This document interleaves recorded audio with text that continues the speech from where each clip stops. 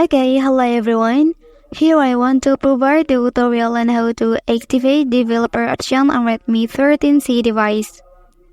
Okay, let's go to the tutorial. First thing first, go ahead and open settings menu on your device. Well, after that here, please press on about font option. Again, then you can click 7 times on this option for being a developer.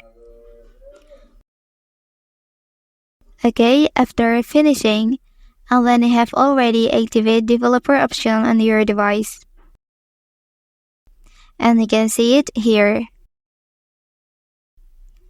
Okay, that's the tutorial on how to activate developer option on Redmi 13c device. If you are helped by this video, don't forget to like and subscribe to get other information from this channel.